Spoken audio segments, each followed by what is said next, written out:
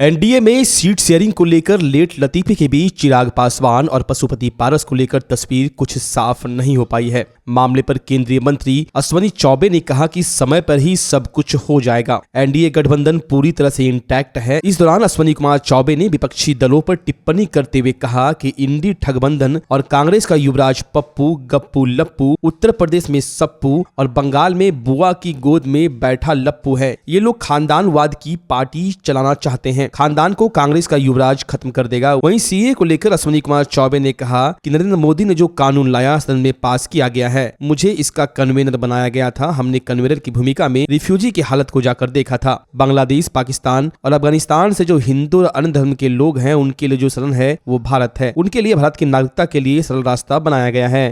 चिराग पासवान और बस सब कुछ, कोई लड़ाई नहीं है, इंटैक्ट है। इंडिया का, भारतीय जनता पार्टी का एनडीए गठबंधन इंटैक्ट है और पूरी मजबूती के साथ नरेंद्र भाई मोदी जी के नेतृत्व में फिर से तीसरी बार जनता आशीर्वाद देने जा रही है और 400 पार, अब की बार 400 पार, फिर एक बार मोदी सरकार, हम सब है मोदी परिवार। इसलिए पूरे हिंदुस्तान के अंदर एक अद्वितीय परिवर्तन होगा और ये इंडी ठगबंधन, ऊपर में पप्पू, बड़का पप्पू कांग्रेस का युवराज पप्पू और नीचे भ्रष्टाचारी गप्पू, पप्पू, गप्पू, उत्तर प्रदेश में सप्पू और बंगाल में बुआ के गोद में बैठा हुआ लप्पू। ये लप्पू, पप्पू, गप्पू, सप्पू, लप्पू जो खानदानवाद का पार्टी और सरकार चलाना चाहता है। ये हमारे ही खानदान की पार्टी होनी चाहिए, हमारे ही खानदान का मुख्यमंत्री होना चाहिए। नेता, विपक्ष का नेता, आज बिहार में नेता और विपक्ष का नेता और दोनों हाउस में। तो क्या बिहार में स्किल नहीं है? क्या उस जाति में कोई विद्वान नहीं है? कोई उस जाति में करने लोग नहीं है? ये जनता को ठगने वाला ये इंडी ठगबंधन चूर चूर हो गया, आपस में छिन्न विचिन्न हो गया है। ये कांग्रेस का साया समाप्त हो जाएगा और वो खानदान का वही युवराज कांग्रेस को समाप्त करेगा। सीए चुनावी एजेंडा है, चुनाव से पहले सीए लागू किया गया है। भाई सीए लागू, सीए तो हमने भारतीय संविधान में, मैंने संविधान के दोनों हाउस से सीए को 19 में लाया गया और उसको सर्वसम्मति हम लोगों ने स्वीकृत किया था। सीए पास हो चुका है, उसको लागू करने का जो है प्रधानमंत्री जी ने घोषणा किया है। प्रधानमंत्री जी को जो आप समझ सकते हैं, और मेरा सौभाग्य है कि पार्लियामेंट से उस कमेटी का कन्वेनर भी मैं था। उस कमेटी में कन्वेनर का काम करके पूरे देश के कोने कोने में जा करके उन रिफ्यूजी के हालात को मैंने देखा था, जो पाकिस्तान से, वो बांग्लादेश से, अफगानिस्तान से, ऐसे हिंदू परिवार, हिंदू के लिए कोई शरण है तो वो भारत ही है। और ऐसे हिंदू परिवार को, ऐसे तमाम जो अफगानिस्तान से आए, बहुत सारे उसमें ईसाई भी है, पादरी भी है, ऐसे सभी लोगों को फिर से भारतीय नागरिकता प्राप्त कैसे हो सकता है, उसका सरल रास्ता अपनाया गया और भारतीय नागरिकता, अब वो भारतीय नागरिक कहलाएंगे। और उसके लिए ये पहल प्रधानमंत्री जी का बहुत ही, यही समय है, सही समय है। भागलपुर में जाम की समस्याओं से निजात दिलाने के लिए जिलाधिकारी डॉक्टर नवल किशोर चौधरी ने शहर में 2 जगह अस्थायी बस स्टैंड बनवाए हैं, एक 0 माइल के पास और दूसरा रिक्शाडीह के पास। वहीं सभी बस चालकों ने एक साथ आज हल्ला बोल प्रदर्शन कर दिया और चक्का जाम कर दिया। सभी बस चालकों ने एक ही बात कही कि जिलाधिकारी ने जहां अस्थायी बस स्टैंड बनवाया है वहां पहले यात्रियों के लिए सड़कों को दुरुस्त करवाएं, पानी की व्यवस्था दुरुस्त करे, बस लगने की समुचित व्यवस्था हो, तभी हम लोग वहां पर बस की सेवा देंगे, अन्यथा यह हड़ताल जारी रहेगा। अब देखने वाली बात यह होगी कि बस चालकों की यह बात प्रशासन तक कब जाती है और इस पर जिलाधिकारी क्या संज्ञान लेते हैं। एक गाड़ी 25 से 30 लाख है, गाड़ी एक बार लगवाया, फंस गया, बम्पर टूट गया और अभी भी गाड़ी में वहाँ कोई व्यवस्था है ही नहीं, पानी पीने का व्यवस्था नहीं है, न लेटरिन है, न बाथरूम है, न यात्री से व्यवस्था करे, हम लोग वहाँ जाने के लिए तैयार। परेशानी हम लोग को रिक्शाडी में कोई व्यवस्था नहीं है, किसी चीज का व्यवस्था नहीं है। दूसरी बात, ऑटो जो है कि भागलपुर तक हम लोग लोकल गाड़ी है, गड़िया भागलपुर है, बांका भागलपुर है, गोड्डा भागलपुर है, सभी ऑटो लेकर पैसेंजर भागे, हम लोग को पैसेंजर रिक्शाडी से होगा नहीं होगा। यात्री के लिए सारा परेशानी यात्रियों के लिए अभी बहुत खराब पूरा स्टेशन पे, रोड पे कहाँ जाएंगे, कैसे जाएंगे, कोई व्यवस्था नहीं। कोई सिस्टम नहीं किया, प्रशासन ने कोई बनाया जगह, कोई न नोटिफिकेशन किया है, न कोई कुछ किया है। ऐसे भेज दिया कि जाओ मत। स्ट्राइक किया है बस स्टैंड के लिए, हम लोगों को सुविधा नहीं है और कहता है रिक्शा डी जाने के लिए, वहाँ तो सुविधा दे दे हम लोग चल जाएंगे। क्या दिक्कत परेशानी हो रही है वहाँ दिक्कत है कि वहाँ पर कुछ व्यवस्था नहीं है, गाड़ी लगेगा कैसे? एक पानी छोटा पूरा गाड़ी तक में फंस जाएगा। गाड़ी अभी जाएगा तो जाके फंस जाएगा। सारा विधि व्यवस्था के साथ में हमको दीजिएगा स्टैंड। एक तो 0 माइल में दिए है तो वहाँ भी कोई सुविधा नहीं है। तो चलो अभी तक हम लोग क्षम किए हुए हैं, उसमें भी अगर नहीं होगा तो फिर वहाँ भी हम लोग हड़ताल कर देंगे। अगर आप अपने बच्चों की हकलाहट, तुतलाहट या मूक बधिरता को लेकर चिंतित हैं या बढ़ती उम्र के साथ बहरेपन की समस्या से परेशान, तो चिंता छोड़िए, क्योंकि अब भागलपुर में आ गया है इन सब का समाधान। Nirala speech and hearing clinic. Audiology, speech therapy के साथ साथ विश्व स्तरीय best digital hearing aid with rechargeable and Bluetooth facility. तो आज ही सुनने की जांच कराएं तथा सुनने की मशीन लगवाएं। निराला स्पीच एंड हियरिंग क्लिनिक। हमारा पता है बड़ी पोस्ट ऑफिस के सामने, मेट्रो मिर्ची रेस्टोरेंट तथा सेंट्रल बैंक वाले रोड में, भागलपुर। मोबाइल 7050193341। हमारी 2 और भी शाखाएं हैं, पूर्णिया में Panchavati complex, Bihar talkies road, line Bazar Purnia, और अररिया में टाउन हॉल के सामने वाले मिर्जा गालिब रोड में, AB मेडिकल के समीप। बच्चा जब जन्म लेता है तो कई बार बच्चा तुरंत नहीं रोता है, रोने में देर हो जाता है। ऐसे में बच्चा क्षतिग्रस्त हो जाता है और उसके बचने की संभावना कम हो जाती है, और यदि बचा तो भविष्य में उसमें विकलांगता की समस्या आती है, जिसे CP कहते हैं, जिसका कोई माकूल इलाज नहीं है और ज़िंदगी भर बच्चा विकलांगता से जूझ सकता है। ऐसे में पूरे संसार में कूलिंग थेरेपी का सहारा लिया जाता है। जन्म से ठीक 6 घंटा के अंदर यदि उसको कूलिंग थेरेपी दिया जाए तो उससे उसका CP की समस्या कम होती है और बचने की भी संभावना बढ़ती है। पहली बार बिहार झारखंड में आपके शहर के स्नेह नवजात शिशु बाल सेवा केंद्र में यह मशीन उपलब्ध है।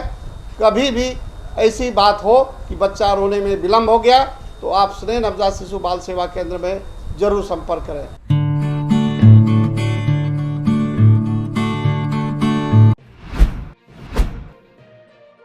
STPI देश का सबसे बड़ा प्रौद्योगिकी स्टार्टअप का इकोसिस्टम बनने के लिए संकल्पित है और national policy on software products के परिकल्पित नीतियों के सफल क्रियान्वयन से भारत को सॉफ्टवेयर उत्पादक राष्ट्र के तौर पर स्थापित करने का प्रयास किया जा रहा है, जिसके तहत भारत में कई STPI केंद्र खोले गए। इस बाबत आज भागलपुर के बरारी स्थित मीराचक रोड में software technology park of India का केंद्रीय राज्य मंत्री अश्विनी कुमार चौबे ने फीता काटकर और दीप प्रज्वलन कर विधिवत उद्घाटन कर दिया। अब STPI के कार्य आज से प्रारंभ हो जाएंगे। उद्घाटन सत्र में केंद्रीय राज्य मंत्री अश्विनी कुमार चौबे, संस्थान के महानिदेशक अरविंद कुमार, भुवनेश्वर के क्षेत्राधिकार निदेशक सूर्य कुमार पटनायक के अलावा शहर के कई गण्यमान्य लोग उपस्थित थे। Software technology park of India electronic और सूचना प्रौद्योगिकी मंत्रालय के तहत एक प्रमुख साइंस एंड टेक्नोलॉजी संगठन है जो internet of things, blockchain, artificial intelligence, machine learning, computer vision, robotics, game के लिए विभिन्न डोमेन के लिए data science and analytics, cyber security से उभरते हुए तकनीकी क्षेत्र में और research and development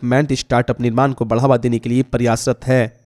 software technology park 11 crore की लागत से देश में सॉफ्टवेयर को डेवलप करते हुए और विश्व में एक बड़ा निर्यातक के रूप में भारत बने, यह आदरणीय प्रधानमंत्री जी की सदिच्छा रही है और प्रधानमंत्री नरेंद्र भाई मोदी जी के उनके कृपा से, और बिहार में ये पहला, पटना के बाद ये सॉफ्टवेयर का बड़ा स्थान है। और ये सॉफ्टवेयर पार्क यहाँ भी, दरभंगा में भी, और हमने नायलट प्रोजेक्ट बक्सर में और मुजफ्फरपुर में वो किया है। तो युवाओं के लिए विशेष करके जो एक छत के अंदर सभी बड़ी बड़ी कंपनियां यहाँ आएगी और उनको रोजगार भी मुहैया कराएगी, उनको स्किल भी डेवलप करेगा और देश में और दुनिया में ये सॉफ्टवेयर को निर्यातक के रूप में ये भागलपुर एक मील का पत्थर सिद्ध होगा। यहाँ के युवाओं के लिए एक बहुत बड़ा वरदान है। 110 सीट बना हुआ है जिसमें कि स्टार्टअप और कोई IT निर्यात करने की कोशिश करेगा तो यहीं पे कर सकता है। यहाँ पे अभी लगभग 5 कंपनी का अभी रिक्वेस्ट आए हैं, लेकिन मेरे पास है, जैसे कि Ivys technologies, semantic technology, Datamatics global and Intellect application services and एक सिक्योरिटी सर्विसेज जो है हैदराबाद कंपनी, वो भी रिक्वेस्ट की है। देन अदर जब भी बन जाएगी तो ऑटोमेटिकली बड़ा कंपनी भी यहाँ पे रिक्वेस्ट करने लगेगी। ग्लोबली लोग आएंगे तो ऑटोमेटिकली यहाँ पे निर्यात स्टार्ट हो जाएगा। देन ऑटोमेटिकली जुआ जो यहाँ पे जो अच्छा वाला जो स्टार्टअप है उनको यहाँ पे काम मिलेगी। देन हम तो मेनली जो मेरा निदेशक सीनियर डायरेक्टर बोले हैं, जैसे कि हम लोग रोजगार देने के लिए नहीं, जो रोजगार को करने के लिए यहाँ पे रेडी किए हैं। जैसे कि स्टार्टअप आएगा ऑटोमेटिकली वो एक बनाएगा, एक स्टार्टअप का कोई इनोवेशन आइडिया की बनाएगा, देन ऑटोमेटिकली वहाँ पे रोजगार क्षमता कराएगी वो। शहर को जाम की समस्या से निजात दिलाने के लिए जिला प्रशासन की ओर से ई रिक्शा के लिए कोडिंग की व्यवस्था की गई थी, जिसका चालकों ने विरोध किया था। इसके बाद ई रिक्शा एसोसिएशन और जिला प्रशासन के बीच बैठक कर मसले को सुलझाया गया। ई रिक्शा चालकों की सहमति से शहर में कोडिंग की नई व्यवस्था लागू की गई है। शहर के कंबाइंड बिल्डिंग के समीप अधिकारियों की देखरेख में ई रिक्शा पर कोडिंग की गई ई रिक्शा जिला प्रशासन की ओर से तय स्थान पर ही आवाजाही करेगी। नियम का पालन नहीं करने पर जुर्माना वसूला जाएगा। जाम की समस्या खत्म हो जाएगी सड़कों पर और ई रिक्शा चालकों को भी समस्या नहीं होगी। हालांकि कुछ दिन पहले ये समस्या हो रही थी कि कोडिंग का विरोध हो रहा था, मेरे द्वारा भी किया गया था, मगर कुछ तरह की परेशानी हो गई थी ड्राइवरों के द्वारा, जो ड्राइवर उग्र हो गए थे। मैंने डीएसपी साहब से बात करके इस निर्देश के अनुसार मैं बातचीत किया है, चालकों को भी समझा रहा हूँ कि ये व्यवस्था होने से उनको आसानी होगी और सड़कों पर जाम भी ना लगेगी और सिस्टमेटिक तरह से चलने से रिक्शा को कोई समस्या नहीं होगी। सड़कों पर सुविधा हो जाएगी, यात्रियों की भी सुविधा होगी। ये पहले से भी ये स्टार्ट था, ये डीएम साहब के आदेश के आलोक में। एक्चुअली जनहित में हम लोग यातायात को सुधार में जो भी लोगों के द्वारा पॉजिटिव बातें बताई जा रही है या डायरेक्शन दिया जा रहा है, हम लोग चाह रहे हैं कि जिससे जनमानस को थोड़ा आराम हो चलने में, ट्रैफिक रूल का बढ़िया से पालन हो। जो प्राइवेट बाइकर्स हैं या कार है उसको थोड़ा सहूलियत हो चुकी। टोटो एक जो इलेक्ट्रिक गाड़ियाँ आई है बैटरी वाली, तो ये बहुत ज़्यादा संख्या है भागलपुर में, तो इसकी परिचालन जो है यत्र तत्र होता था, तो उसको सिस्टमेटिक तरीके से करने के लिए रूट एक तय किया गया और उस रूट में जिसको जहाँ बेनिफिट हो, जिस भी चालक को, ऑनर को जिसका रूट जिस एरिया में पड़ता है उसको वो दिया जाए, उसके तहत हम लोग काम कर रहे थे। तो बीच में कुछ लोगों ने भ्रांति फैला दी थी, तो अभी मैं उसके जो टोटो एसोसिएशन के नुमाइंदा हैं उनको बुलाया कि भाई इसमें चलाने से, सिस्टमेटिक तरीके से चलाने में चालक को, उसके ऑनर को, सबों को बेनिफिट है, गाड़ी बची रहती है। ऐसे गाड़ी यत्र तत्र भगाते रहते हैं लोग और उसमें लगता है कि कहीं टोटो जाम किया रहता है कभी कुछ लड़के, तो उसका एक दो तरीका होगा इसमें। इस रूट हो जाने से एक तय भी हो जाएगा, वो भी पता चल जाएगा कौन आदमी लाइसेंस वाले हैं। जनरली आप देखेंगे छोटे छोटे बच्चे चलाते हैं या बिना लाइसेंस का कहीं चलाते हैं और बराबर हम लोग जांच करते हैं तो पकड़े जाते हैं, कुछ फाइन होती है, लेकिन वो एक मतलब लगता भी है कि हम लोग का छवि खराब भी जाता है। लेकिन ये डीटीओ साहब के निर्देशन में डीटीओ साहब ने दो अपना स्टाफ दिया हम लोग सपोर्ट के लिए पुलिस के तौर पे, क्योंकि मेरे यातायात का ही काम होगा और यातायात सुचारू होगा तो इससे बढ़िया हम लोग से ज़्यादा इसमें फ़ायदा पब्लिक को जो है सो है। हम लोग को प्रशासन के तौर पे, पुलिस प्रशासन के तौर पे यातायात की हैसियत से थोड़ा सहूलियत होगा। तो इसमें ESI दिए हैं और EMVI करके एक अजीत कुमार, एक राजीव कुमार करके DTO ऑफिस से प्रतिनियुक्त हैं, उनके सपोर्ट के लिए हमने सार्जेंट को भी लगाया। हम लोग भी खुद हैं कि इसमें चालक को समझाने से कि उसको इसमें बेनिफिट है। सिस्टम से चलाने पे क्या होगा, एक रूट में चलेंगे तो आप 4 चक्कर की जगह 5 चक्कर चला सकते हैं, 6 चक्कर चला सकते हैं अगर पैसेंजर है तो। देखिए आपको भी पता है, पैसेंजर को भी पता है कि रूट ये है, इस गाड़ी में बैठने से हम वहाँ चले जाएंगे निर्धारित जगह पे। मान ली कि आपको सबौर जाना है, सबौर की जो कोडिंग रहेगी उस पर बैठिएगा तो सबौर चले जाएंगे। तिलका मांझी कोडिंग पे बैठना है तो उस पर चले जाएंगे, तो आसान होगा। बड़े बड़े टाउनों में देखते होंगे बस उसका परिचालन, तो चूँकि गाड़ियाँ यहाँ छोटी टोटो बहुत है, इसके लिए हम लोगों ने ये पॉजिटिव चीज़ है और इसमें सबको सहभागी बनाए हैं।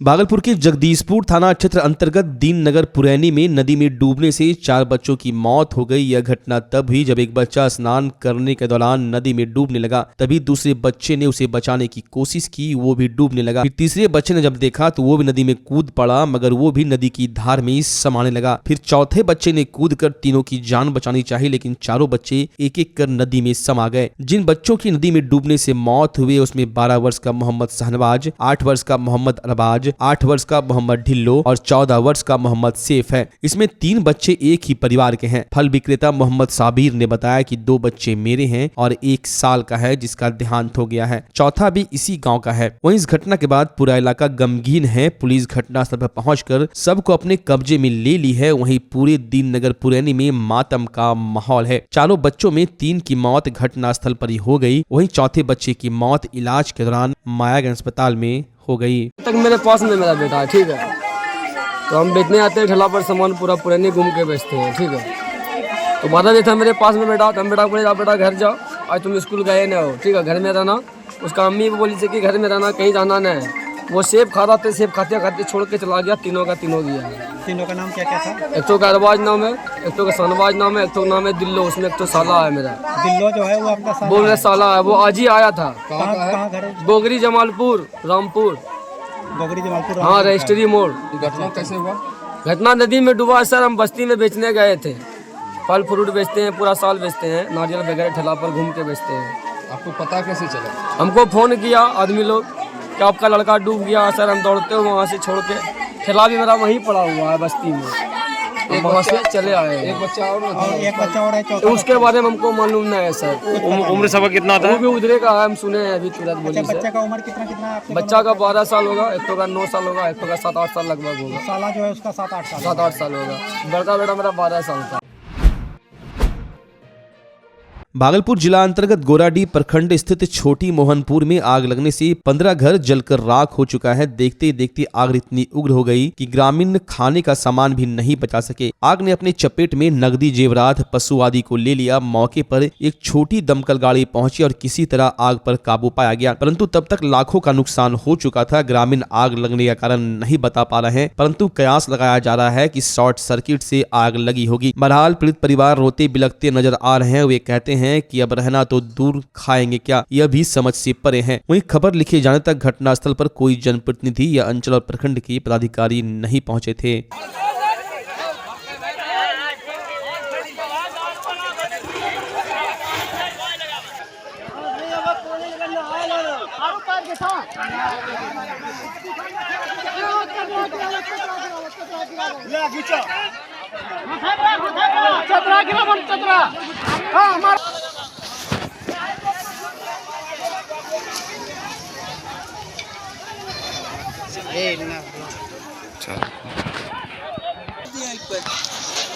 हल्का फुल्का कैसों में रहा इंस्टेंस।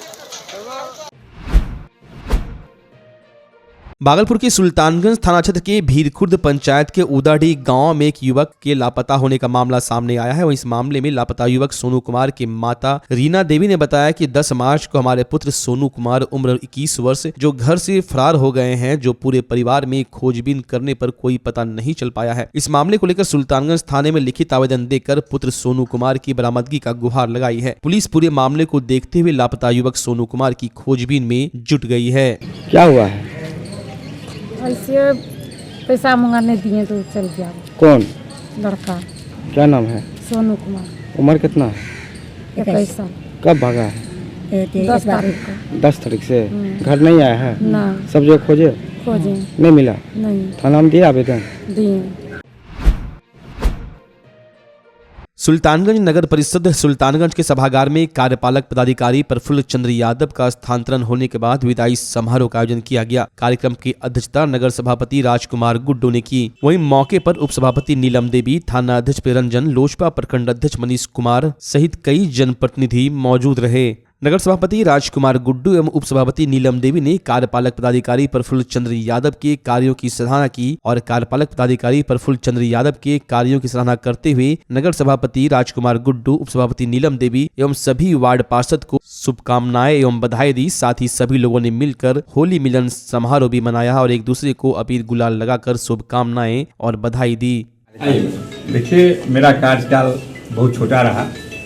मैं श्रावणी मेला के प्रारंभ हुआ था, उसी समय मैं यहाँ योगदान दिया था।